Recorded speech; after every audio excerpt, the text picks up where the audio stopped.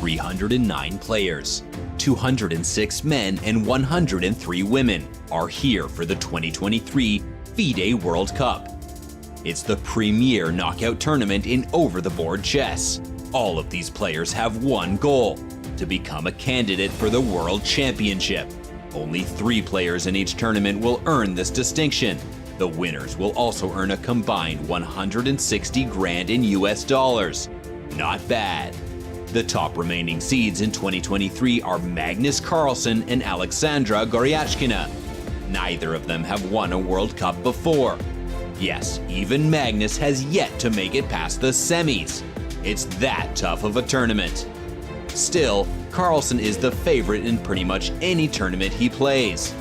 But don't sleep on the rest of this field. Caruana, Praggnanandhaa, they're all here to try and win their first World Cup. For its part, the women's field also boasts some of the strongest players in the world. Who will take the throne this year? In a knockout like this, it is truly anyone's game. Who will come out on top? Who else will qualify for the candidates? What upsets are in store? This is the 2023 FIDE World Cup.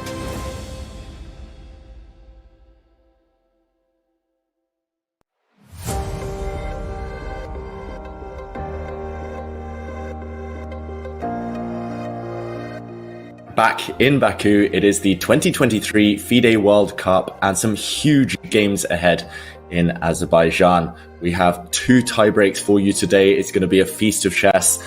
We see one of the players already arriving, Anna Muzychuk. She will be facing Nagul Salamova in the women's semi-finals. A lot at stake. We'll come to that shortly. We'll see Praggnanandhaa, Arjun Erigaisi. And thank you to everyone for joining us. I am your host, Grandmaster David Hull, and I'm joined by Grandmaster, former World Championship challenger, and everyone's favorite commentator, Peter Leko. Peter, it's great to be here again with you. Yeah, hello David, hello everyone. Definitely it's going to be a sensational day. These tie breaks between Arjun Erigaisi and Praggnanandhaa, so much at stake. One of them will get a spot at the candidates, so important for India. I'm looking forward to all the action. Yeah, we could see a marathon tiebreak potentially in one of the clashes. But first, let's go to those brackets to see and round up what action we had yesterday and over the past couple of days. We already have 3 confirmed semi-finalists in the open section. We saw Magnus Carlsen, Gukesh, a bit of a difficult game for him yesterday. And he confirms his spot in his 3rd semi-finals at a World Cup, and he'll be facing World Cup semi-finalist debutant Nijat Abbasov, who defeated Vidit. Incredibly impressive stuff there from local boy Abbasov, who it looks like might have confirmed his spot in the candidates. Magnus revealing yesterday in an interview that he doesn't intend to play there.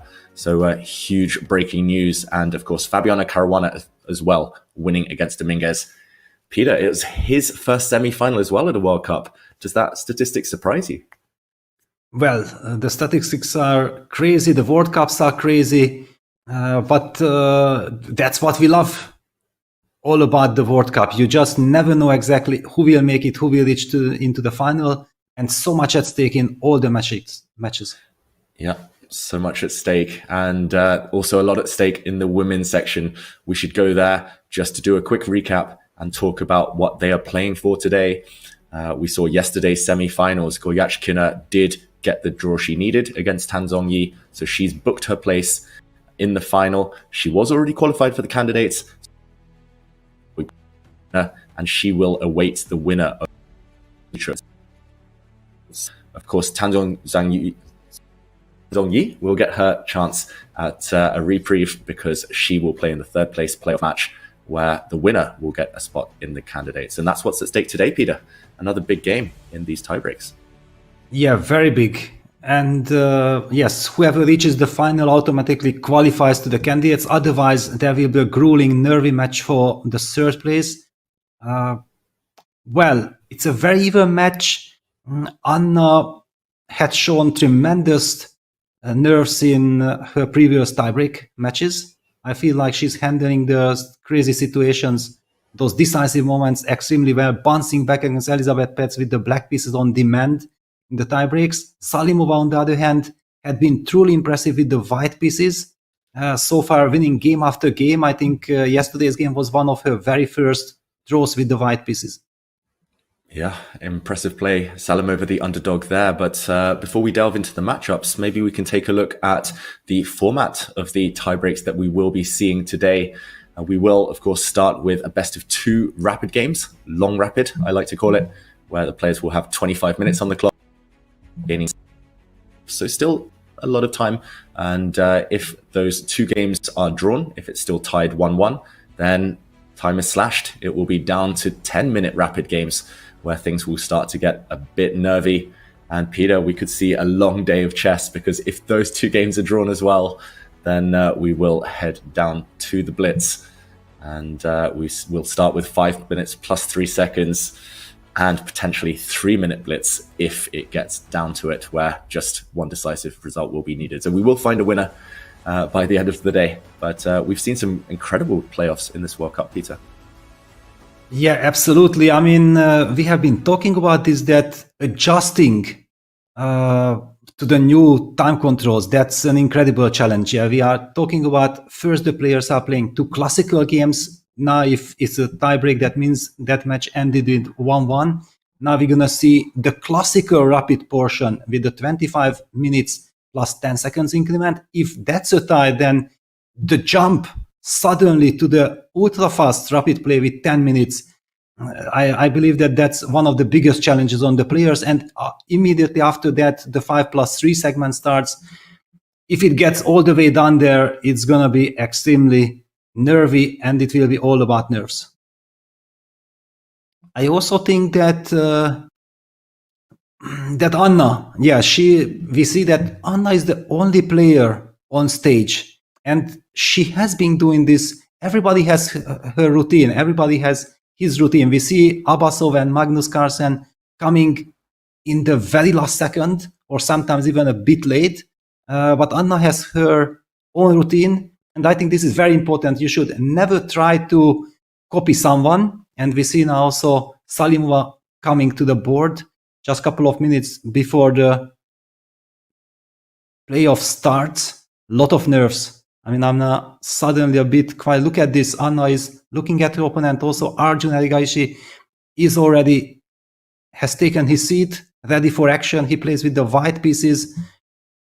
Praggnanandhaa, truly impressive. I mean, how he handled that rapid tiebreak against Hikaru Nakamura, that was amazing. Not giving Hikaru any chances of bouncing back after making that mistake. The opening Pragg is not yet at the board. We see big focus on Arjun. Yeah, you need to calm yourself down. You have to get in terms with all the nerves, or with everything at stake. Yeah, sorry there, Peter. I had some tech issues. I hope I'm back with you now. And yeah, as you mentioned, plenty at stake.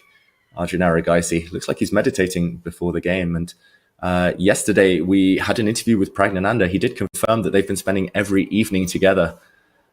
What do you think of that? I mean, does that add something extra to this rivalry today? Yeah, that was kind of a shocking news to me. I also tried to be very close to my friends and everything during tournaments. Yeah, it's normal that you go for a walk, you unwind like this. However, if you are facing that opponent in a match, then personally I would like to distance myself as far as possible from that opponent, just so that emotionally I'm not attached to it. What is your take? How do you deal with these situations? Yeah, we were discussing before the show today, and I mentioned that I like to kind of be detached as well. Sometimes even hate my opponent. I cannot certainly be on good terms with them if I want to beat them over the board. But somehow these 2 young warriors, they make it work. And whatever they're doing, their routine, it seems that it's got them both in the zone. But of course, just so equally matched on paper, kind of emotionally, they're strong. They're both really energetic when they play. It's so tough to call, Peter. I mean, you mentioned it as well, the Champions Chess Tour, just the performances they have in Rapid. It's up there with the best in the world. Do you think starting with white is going to be an advantage for Erigaisi? I don't know. I never know exactly who is benefiting from whom. I believe that once you know the result of the first game, then you might have this feeling that, okay, that was important, but right now before the start of the game, I believe, and the handshake there, the game is about to start. 1d4 on the board. Yeah, 1d4. And we know that Erigaisi yesterday, in a situation where he just needed a draw with white, he did not start with d4. He went for e4 instead. It was the Alpine Sicilian, and eventually things started to go downhill. So switching up his opening strategy. Of course, these guys, they know each other very well. And it's the Nimzo Indian, Peter, and the Queen c2 variation, known to be quite solid here for white. Yes, it's a very solid line. I think it's also a system that you play with the white pieces. Oh, you know me so well. Yeah, I tend to play Queen c2 just because I'm not a huge fan of these kind of shattered pawns, and at least it's relatively rational, these types of positions. And here we go, knight f3. Maybe not the most common move, but certainly asking questions of Pragg, and he goes for d5. So still very well-known territory here. Black drops off that knight on c3. Very quick pace. You play this from the black side, the Nimzo Indian? Yes, exactly. It's kind of my favorite line. Usually, d takes c4, queen takes c4, b6 is the move over there. Yeah, it's on the board. Bishop g5 blitzed out. Yeah, and Pragg making a bit of a face. He's just going into recall mode, and bishop to a6 is the main move. He hits that white queen, which retreats, all the way back to c1. Must admit, this is one that I know it's possible, but it looks a bit mysterious to me. What are the ideas here, Peter? Going the whole way back with the queen, blocking white's rook on a1. Well, I think the idea is to get your opponent out of book as quickly as possible. It does not happen. Pragg blitzes out the move h6. And you did mention that Pragg looked at Arjun like, yes, if you look at this opening, I wouldn't be relating it to Arjun. Yeah, he's a player who likes to fight, who likes to go for very uncompromising positions. On the other hand, this one has the reputation that there are a lot of force lines. There is force play. It's basically often some kind of a memory test on the opponent. I wouldn't be relating it to Arjun. On the other hand, he's a player who has likes to fight, who likes to go for very uncompromising positions. On the other hand, this one has the reputation. I guess maybe we just show one idea behind Queen c1. It might look like a bit of an odd square to the viewers, force play. to me included. It's basically often some kind of a memory test on the opponent. Often just impossible. I wouldn't be relating it to Arjun. On the other hand, he's a player who likes to fight, who likes to go for very uncompromising positions. On the other hand, I guess that's a theme that will recur. Has the reputation. Maybe we just show one idea behind Queen c1. It might look like a bit of an odd square to the viewers, to me included. It's basically often some kind of a memory test on the opponent. I wouldn't be relating it to Arjun. On the other hand, he's a player who likes to fight, who likes to go for very uncompromising positions. On the other hand, this one has the reputation. There are a lot of force lines. Yes, there is force play. Maybe h4 is some kind of memory test on the opponent. Really, I wouldn't be relating it to Arjun. On the other hand, he's a player who likes to fight, that was the move usually very well come up with a counting direction like c1. You want to indicate an location. Alright, yes, you play a6 and then you go h4, and this is going to be a force play. Maybe h4 is some kind of memory test on the opponent.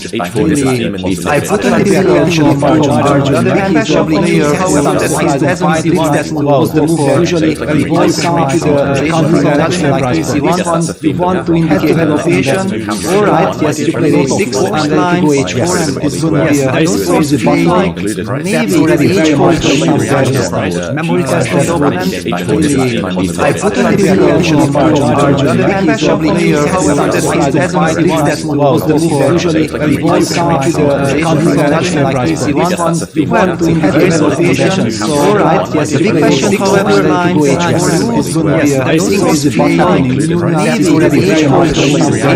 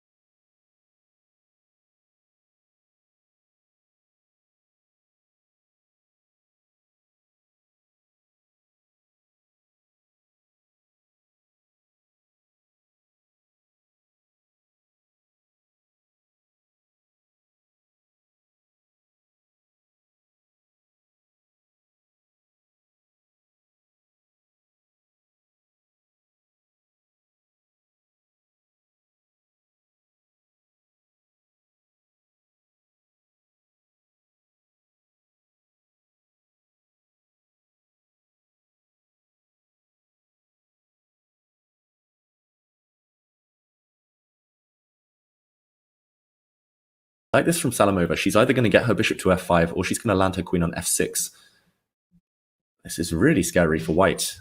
Like this from Salamova. She's either going to get her bishop to f5 to f5 knight or she's going x4, to land bishop her queen on f5 f6. comes, and that bishop will be Really traded for the really knight. scary for white. Like this from Followed Salamova. by She's either going to get her bishop to f5 to knight f5 or x4, she's going to bishop land her f5 queen on f6. The good news for Anna is that Really traded for the knight. scary for white. Like this from Followed by Salamova. She's either going to get her bishop to f5 to knight f5 or she's going to bishop land her f5 queen on f6. The good news for Anna is that traded for the knight. For white. Like this Followed by she's either going to get her bishop to f5 knight bishop f5 these types of The good news for Anna is that traded for the knight. white. Like this Followed by she's either going to get her bishop to f5 knight bishop f5 these types of The good news for Anna is that traded for the knight. white. Like this Followed by she's either going to get her bishop to f5 knight bishop f5 these types of The good news for Anna is that traded for the knight. which way would you take it? Taking good news for Anna is that actually knight capture with the knight. Taking good news for Anna is that actually knight capture with the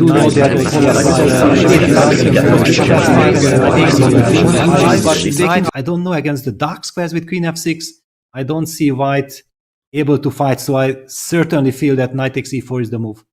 Yeah. And I guess on the plus side, on the bright side for white, it takes a while for the black rook to ever join the attack. Black's rook on b8 doesn't really have any access to any open lines right now. So, okay, she takes with the queen instead, and the evaluation bar drops, Peter. Is this a blunder? Yes, it is a big blunder. After queen f6, computer is screaming that it's fantastic for black. It screamed like +2 advantage. I mean, also, how do we protect? It's not only that queen b2 check queen. No, queen a5 had been played. Wow. 5 instead. And is this the wrong direction? She's played a very natural move. She's getting in with her queen. Queen c3 check, queen a3 check, a2 hanging.